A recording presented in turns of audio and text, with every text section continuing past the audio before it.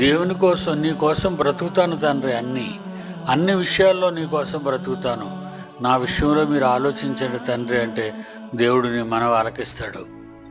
ఆయన కొరకు నువ్వు ఏమీ చేయకుండా నీ అవసరత రాగానే, ఆపద రాగానే, దేవుడా నాకు ఇప్పుడు ఇలాగ అయిపోయింది, నా భార్యని కాపాడు, నా పిల్లల్ని కాపాడు, నన్ను కాపాడు అంటారు. నీకు ఆపద వచ్చిన తర్వాత ప్రార్థన చేస్తే దేవుడు వినడు.